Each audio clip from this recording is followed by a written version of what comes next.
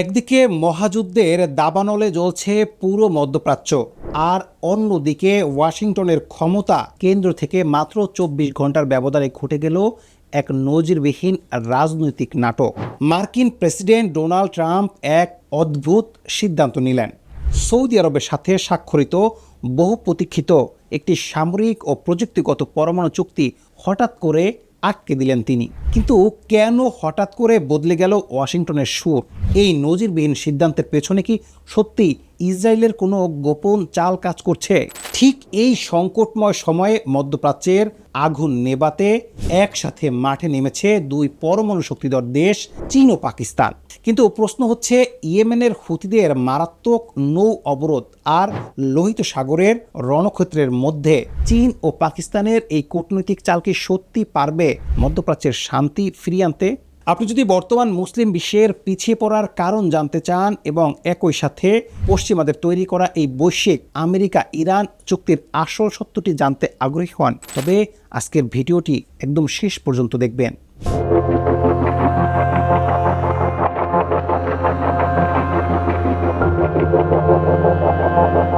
বিশ্ব রাজনীতির মানচিত্র এখন এক চরম উত্তেজনার মোড়ে এসে দাঁড়িয়েছে। গত ৫ মাস ধরে মধ্যপ্রাচ্যের আকাশে শুধু বারুদের গন্ধ এবং মিসাইলের গর্জন। যুক্তরাষ্ট্র ও ইরানের মধ্যে যে প্রত্যক্ষ পরোক্ষ যুদ্ধ শুরু হয়েছে তা এখন আর কেবল দুটি দেশের মধ্যে সীমাবদ্ধ নেই। এই যুদ্ধ পুরো বিশ্বের অর্থনীতি শান্তিকে একদম ধ্বংসের মুখে ঠেলে দিয়েছে। বিশেষ করে আন্তর্জাতিক বাণিজ্যের প্রধান রুটগুলো বন্ধ হওয়ার একদম পুরোপুরি শেষ পর্যায়ে চলে এসেছে এবং বারবার বন্ধ খোলা এমন একটা পর্যায়ে চলে এসেছে। সমুদ্রের বুকে যে জাহাজগুলো পণ্য বহন করে সেগুলোর ওপর একের পর এক হামলা চালানো হচ্ছে। হাজার হাজার সাধারণ মানুষ গৃহহীন হয়ে পড়ছে। জ্বালানি তেলের বাজারে আগুন ধরে গেছে। এশিয়ার উঠতি অর্থনীতিগুলো এই সংকটের কারণে সবচেয়ে বেশি ক্ষতিগ্রস্ত হচ্ছে। কিন্তু এত বড় একটা মহাযুদ্ধ হঠাৎ করে থামাবে কে? আন্তর্জাতিক সম্প্রদায় যখন নীরব দর্শক হয়ে বসে আছে, ঠিক তখনই বিশ্ব রাজনীতির মঞ্চে এক নতুন সমীকরণ তৈরি হতে দেখা যাচ্ছে। এই জটিল রাজনৈতিক পরিস্থিতিতে বন্ধ হয়ে যাওয়া শান্তি আলোচনা আবার নতুন করে শুরু করতে চাইছে পাকিস্তান। কিন্তু এখানে প্রশ্ন উঠতে পারে, পাকিস্তান একা কিভাবে বিশ্ব মোড়ল আমেরিকার সাথে ইরানের আলোচনা আবারও সচল করবে? উত্তর হলো, পাকিস্তান একা নয়, তাদের পেছন থেকে কলকাঠি নাড়ছে এশিয়ার সবচেয়ে পরাশক্তি চীন। চীনের মূল মাথা ব্যথার কারণ হলো বিশ্ব বাণিজ্য, লোহিত সাগর এবং হরমুজ প্রণালী। এই দুটি পথ হলো বৈশ্বিক তেল এবং বাণিজ্য পরিবহনের প্রধান ধমনী।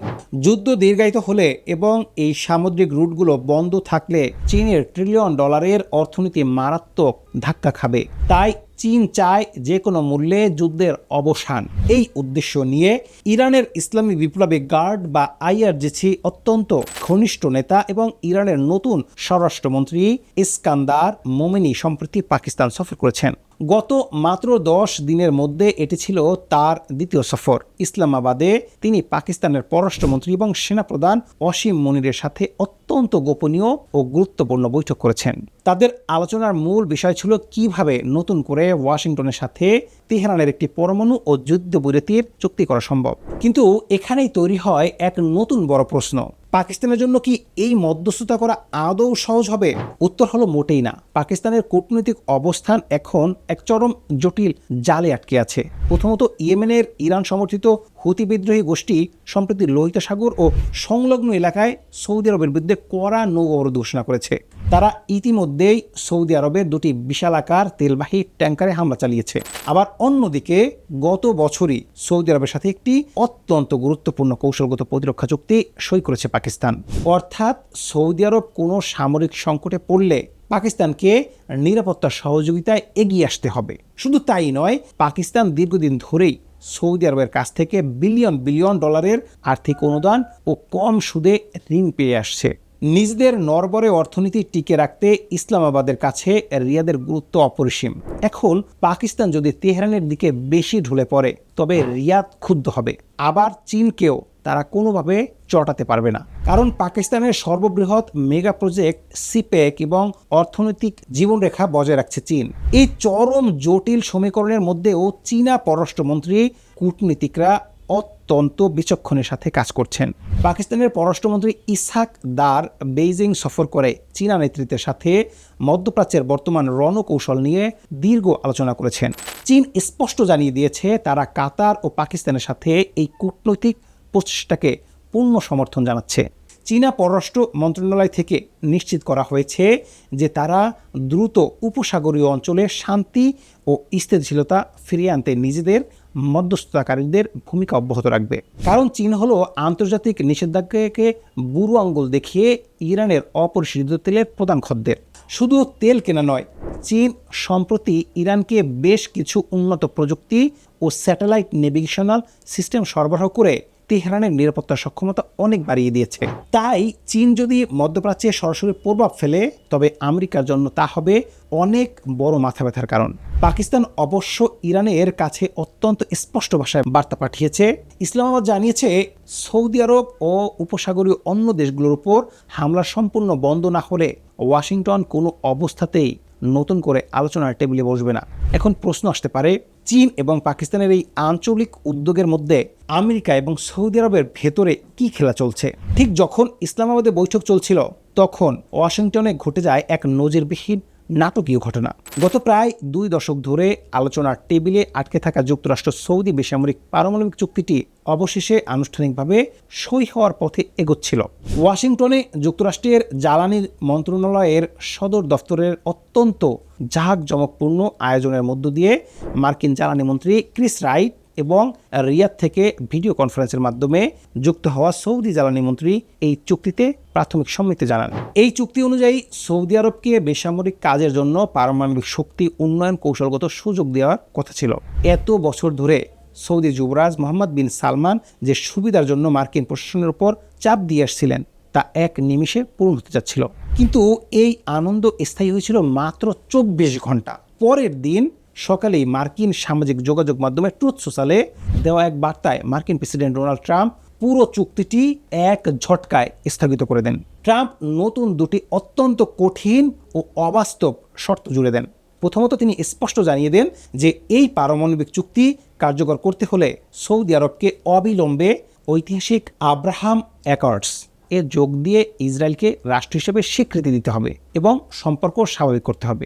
দ্বিতীয়ত, চুক্তির আওতায় সৌদি আরবকে নিজস্ব মাটিতে কোনোভাবেই ইউরেনিয়াম সমৃদ্ধকরণের অনুমতি দেওয়া হবে না।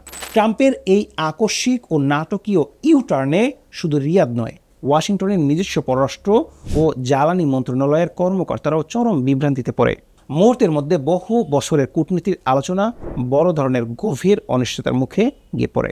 কিন্তু প্রশ্ন জাগা স্বাভাবিক, কেন চুক্তি সই হওয়ার মাত্র একদিনের মধ্যে ডোনাল্ড ট্রাম্প এত বড় নজিরবিহীন উল্টো টান দিলেন? এর পেছনে কাজ করছে আমেরিকার অভ্যন্তরীণ রাজনীতি, এক জটিল ছক এবং রক্ষণশীল গণমাধ্যমের প্রচণ্ড চাপ। চুক্তিটি প্রকাশ্যে আসার পরপরই ফক্স নিউজ এবং ওয়াল স্ট্রিট জার্নালের মতো আমেরিকার প্রভাবশালী রক্ষণশীল মাধ্যমগুলো ট্রাম্পের কড়া সমালোচনা শুরু করে। তারা ট্রাম্পকে স্মরণ করিয়ে দেয় যে সাবেক বাইডেন প্রশাসন সৌদি আরবকে ইসরায়েলের সাথে সম্পর্ক স্বাভাবিক করার শর্তেই কেবল পারমাণবিক ছাড় দিতে চেয়েছিল। তাহলে এখন ট্রাম্প কেন কোনো পূর্বশর্ত ছাড়াই সৌদি আরবকে এত বড় পারমাণবিক উপহার দিয়ে যাচ্ছেন?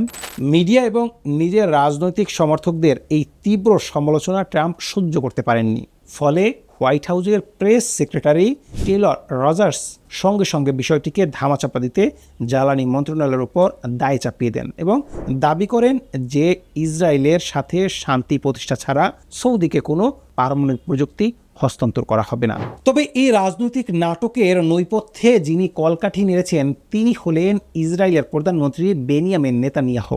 নেতানিয়াহু কোনো অবস্থাতেই চান না যে মধ্যপ্রাচ্যের কোনো মুসলিম দেশ পারমাণবিক ক্ষমতার দিকে এক ধাপও এগিয়ে যাক।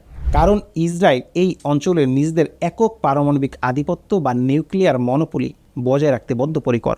ইসরায়েল খুব ভালো করেই জানে সৌদি আরব যদি আমেরিকার সাহায্যে উন্নত ইউরেনিয়াম সমৃদ্ধকরণ কেন্দ্র এবং সেন্ট্রিফিউজ প্রযুক্তি পেয়ে যায় তবে ভবিষ্যতে খুব দ্রুতই তারা পারমাণবিক বোমার সমকক্ষ প্রযুক্তি অর্জন করে ফেলবে। সিএনএনের প্রতিবেদন অনুযায়ী হোয়াইট হাউসে ব্যক্তিগত যোগাযোগ এবং ইসরায়েলি লবিং গ্রুপগুলোকে কাজে লাগিয়ে নেতানিয়াহু ট্রাম্পকে বাধ্য করছেন সৌদির পারমাণবিক চুক্তিতে ইসরায়েল সম্পর্ক স্বাভাবিককরণের বিষাক্ত শর্তটি জুড়ে দিতে। কিন্তু এর ফলে তৈরি হয়েছে এক বিশাল আন্তর্জাতিক সামরিক ও কূটনৈতিক সংকট। সৌদি আরব ডোনাল্ড ট্রাম্পের এই নতুন শর্তে চরম ক্ষুব্ধ ও অপমানিত বোধ করছে। সৌদি যুবরাজ মোহাম্মদ বিন সালমান খুব ভালো করেই জানেন, ফিলিস্তিন ভূখণ্ডে ইসরায়েলের বর্তমান আগ্রাসনের মধ্যে যদি রিয়াদ কোনো চুক্তি ছাড়াই ইসরায়েলকে মেনে নেয়, তবে পুরো মুসলিম বিশ্বে সৌদি আরবের ভাবমূর্তি চিরতরে ধ্বংস হয়ে যাবে। অন্যদিকে নিজস্ব অর্থনীতির জন্য সৌদি আরবের পারমাণবিক শক্তি অত্যন্ত প্রয়োজন। তারা চাইছিল আমেরিকার সাহায্য নিয়ে IAEA বা আন্তর্জাতিক পরমাণু শক্তি সংস্থার নজরদারির মধ্যে থেকেই নিরাপদ পারমাণবিক চুল্লি তৈরি করতে। কিন্তু আমেরিকা যখন শেষ মুহূর্তে পিঠ প্রদর্শন করলো, তখন রিয়াদের সামনে খোলা থাকলো অন্য পথ। আমেরিকা যদি নিজের অবস্থান থেকে সরে আসে, তবে বাধ্য হয়ে সৌদি আরব হয়তো পারমাণবিক চুল্লি, ইউরেনিয়াম প্রযুক্তি পাওয়ার জন্য চীন বা রাশিয়ার মতো পরাশক্তিগুলোর দিকে হাত বাড়াবে। এখানেই আমেরিকার রাজনৈতিক সিদ্ধান্তের সবচেয়ে বড় ভুলটি প্রকাশিত হলো। আমেরিকা সৌদি আরবকে চাপ দিতে গিয়ে প্রকৃতপক্ষে মধ্যপ্রাচ্যের দরজায় চীনকে স্বাগত জানাচ্ছে। চীন ইতিমধ্যে বিশ্বের অন্যতম সেরা সিভিলিয়ান নিউক্লিয়ার টেকনোলজি বা বেসামরিক পারমাণবিক প্রযুক্তির মালিক। চীনে তৈরি হচ্ছে হুয়াল-1 এর মতো তৃতীয় প্রজন্মের উন্নত পারমাণবিক চুল্লি, বিশ্বজুড়ে সাশ্রয়ী মূল্যে বিদ্যুৎ উৎপাদনের অন্যতম কার্যকর।